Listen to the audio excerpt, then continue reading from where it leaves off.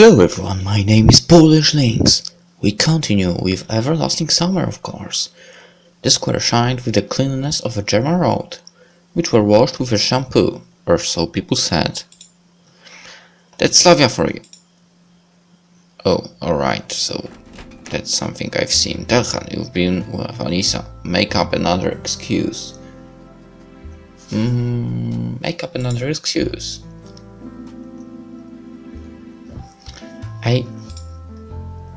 I'm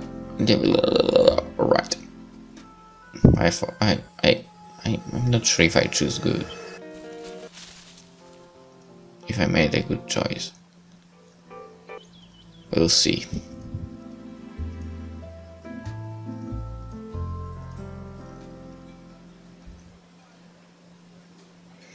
And what is going to happen? Hello?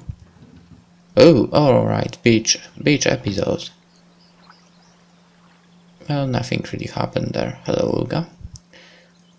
Olga is pretty hot.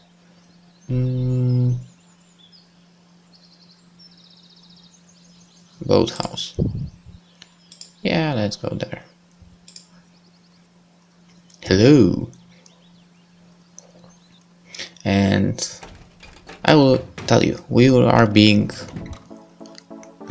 shot by Alisa in that dorm, but we jump out of the window and, well, she got scolded by Olga, and that's how the story ended. Go with Miko, why not? Miko is awesome. But wait, we are going with Alisa's ending, not Miko.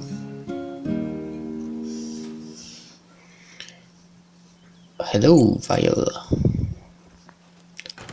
Hello, Lena. I think you would look gorgeous in it. Talking about some piece of clothes that was in a magazine that we were browsing. Food poisoning from the canteen. Hello. Do not ask about the bundle. Hello. Of course I will give you activated carbon. Because that's how it should be.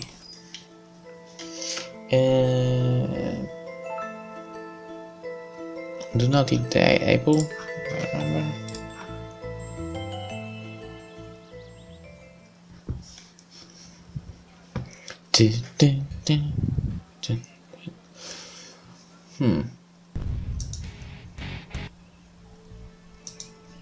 Alright. So, what we gonna do?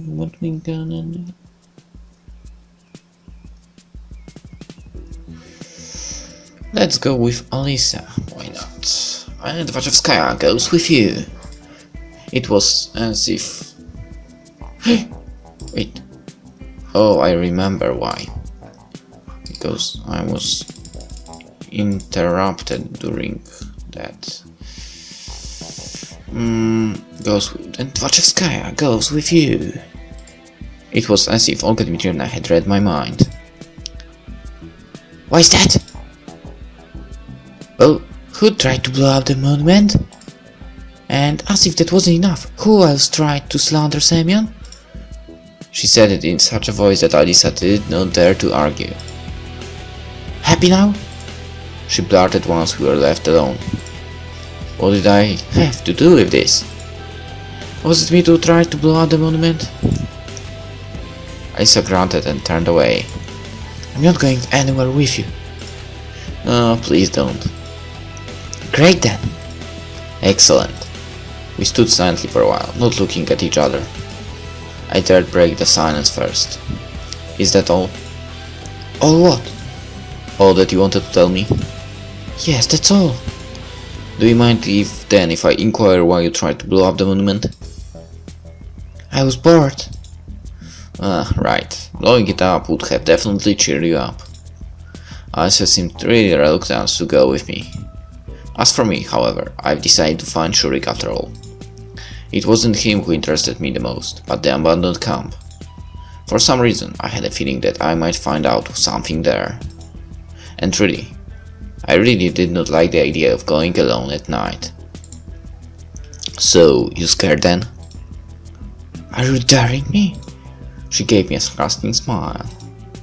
Oh no, I'd never. Good luck if you're staying then. I turned around and started walking in the direction where the old camp should have been.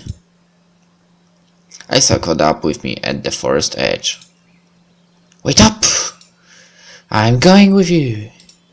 Why did you deign to change your mind all of a sudden? Asked ironically. You don't need to know. She snarled and handed me a flashlight. That was quite wise. I don't know what I would have done there alone in the dark if it wasn't for Alisa. Electronic had told us the old building was built right after the war. Well, you are in the forest, it's not that hard to make, well, at least some kind, let's say, of a torch. It looked like a kindergarten, or like a barracks I expected, and definitely could have fewer pioneers than today's camp. It had been abandoned for about 20 years. The night forest was completely unlike during the day. Just a couple of hours ago it seemed like just a small grove where even a blind man wouldn't get lost. However, as the darkness filled the trees seemed to grow up, the bushes suddenly took up all the free space, and the paths so wide in daylight I turned into barely visible waves in the dark green forest ocean. The final strokes to this picture were the birds, the insects, and the beasts, who were giving a concert, each with its own instrument, creating together an amazing yet frightening nocturnal symphony. We walked slowly, Alisa a bit ahead and me in her wake, trying not to fall too far behind. She acted self-assured to a fault. Absolutely not like me. Every rustle of bushes nearby or hoot of an owl overhead made me cringe and look around timidly. Of course, it was obvious that there was not much to fear here. The local woods weren't likely to be teeming with wild beasts, and it seemed there were no people at all in this world, apart from those in the camp. However, the fear was there on the instinctive level, and I tried to walk carefully and to stay as watchful as I could. Discretion is the better part of valor, after all. Alisa stopped suddenly. So suddenly that I nearly bumped into her. Now where? What? Well, straight ahead, I guess. Are you sure? I tried to figure out the directions. It looks like we are going the right way. Or at least the way suggested by electronic. However, without the map, without a GPS or GLONASS navigation, I wasn't even sure that we are still on the same planet, wherever it was. We haven't taken any turns. We've been walking straight forward all the time, just as electronic said. Then why haven't we made it to the old camp yet? How should I know? Alisa's rude way of talking was already getting on my nerves. Are we already lost? Why would you say that? We are barely a kilometer away from the camp. So what? She looked visibly sadder. So nothing. If you don't like it, you can go back. Alisa eyed me disappointedly for a while, and then her face changed sharply. Well, I will then. She suddenly turned around and started marching briskly back towards the camp. Good luck there, I shouted as she was going. However, Alisa may be right, and we are in fact lost. In which case it's not a good idea to stay here alone. A cool night breeze blew stronger and I shivered. But going after her would mean losing face. Even worse, admitting she is right. No, I am not ready to accept that. I could have probably spent until morning arguing with myself about this if it weren't for Alisa's scream. My legs carried me on their own towards where she went. About 20 meters on, I nearly fell into a hole, just managing to jump over it at the last moment. As for Alisa, it looked like she had not managed to. I was about to point a flashlight in the darkness when I realized that she'd taken it with her. Well, that had to be expected. Are you alive? Yeah. Her muffled voice sounded up from below. Did you break anything? Hell if I know, idiot. A light flickered in the hole, I stepped closer and bent to examine how deep it was. The crumbling hole went about 3 meters into the depths, but it was pitch black below. "Help me get out!" Elsa yelled angrily.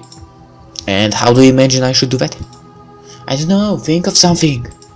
"Well, what do you see now? Describe it." "Well, it's sort of a tunnel." "Nah, just a tunnel." "A tunnel? That's weird." "Come on, get down here."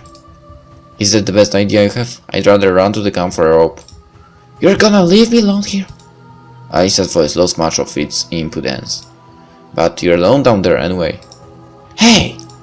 She cried out loud and directed the flashlight right into my eyes. "Well, don't panic. Trolls aren't gonna eat you there. I'll be back in a flash." Alisa was screaming herself into a fit from down below, but I couldn't make out the words. However, I only managed to take a few steps before the ground yielded under my feet, and before I knew it, I was tumbling down. I grabbed a thin root that somehow slowed down my fall. But it snapped under my weight and went flying down with me. "You're alive?" I barely opened one eye as I felt a searing spotlight upon me. Put it away." I was squatting next to me and looking at me in a nervous manner. "Any limbs broken?" "I don't know. I've moved my hands and feet. Everything seemed to be fine. Given the height, I was pretty lucky to make it down alive." 3 meters. 3 meters. It's not that high. I mean, is it high? 3 meters. I think...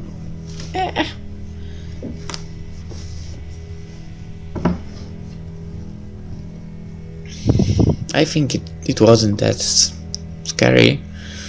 I barely managed to stand up and examine the cracks. Okay. No! God damn it, why do I click that again? Or, indeed, we were in some kind of long corridor. There was some kind of heavy wiring all along the walls and lamps encasing heavy metal holders attached to the ceiling. And again, that part I tried to record and I was interrupted. I ended up without actually finishing that chapter. Well, that episode. Well, we can go with it. In any other situation, I would have guessed that it's a subway service tunnel, but it was hardly likely that Sovyonok has already reached such a level of infrastructure. Where are we? I don't know, but we had to get out of here. Climbing the crumbled wall was hardly an option. In fact, I was wondering how we even survived a fall from such a height. Well, it seems that we've got to find an exit somewhere else. How do we do that? Lisa asked, slowly turning pale. Not a single trace of her usual arrogance remained on her face. Well, I guess there's gotta be an exit here, right? Probably, but which way do we go? Now that's a good question. At first glance, it seems like a good idea to head towards the camp, at least in the direction I thought it was, but I hadn't seen anything there that resembled an exit from the catacombs. And that means that we should rather try the opposite direction. Give me that. I snatched a flashlight from Alisa's hand and pointed its light into the darkness. That way. We are slowly proceeding forward, with Alisa keeping a firm grip on my hand. In other circumstances, I might have been surprised, embarrassed, or even rejoiced. How should I know? But right now, I was just eager to get out of here as soon as possible. My bruises from the fall were aching. The blood was pulsing in my head like a heavy pendulum. Even the flickering spotlight that kept illuminating the same cement walls continually wasn't exactly raising our morale. Damn, there's also Shurik. What?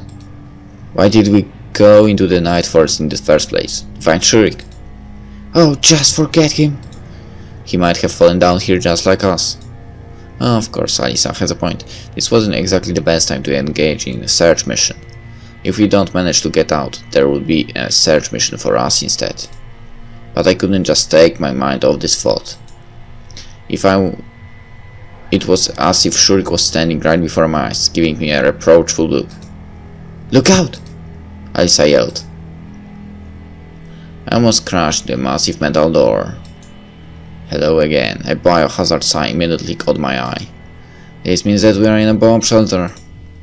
I mumbled under my breath.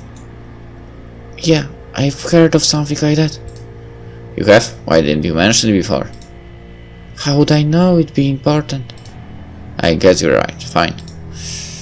I grasped the door's wheel and pushed it as hard as I could, trying to turn it. The rusty metal grated but refused to budge. "Stop slacking. Help me!" I hesitated a little, but then grasped the handle and started to pull. Finally, we managed to turn the wheel and the door opened. And we've been here, but alone and with Lena. It was hard to mistake the room we entered for anything else. It was definitely a bomb shelter. Cabinets full of gas masks and dry rations, lots of equipment, bunk beds, and air circulation systems. There was everything one would need to survive a nuclear war. Well, at least to survive the first blast. Alisa clenched my arm even tighter. "What is it? What is it? What?" She blubbered under her breath. "I'm scared." "What are you scared of?" "Indeed, what of?" We tumbled down to an abandoned bomb shelter. Now we're wandering here in the dark, trying to find an exit.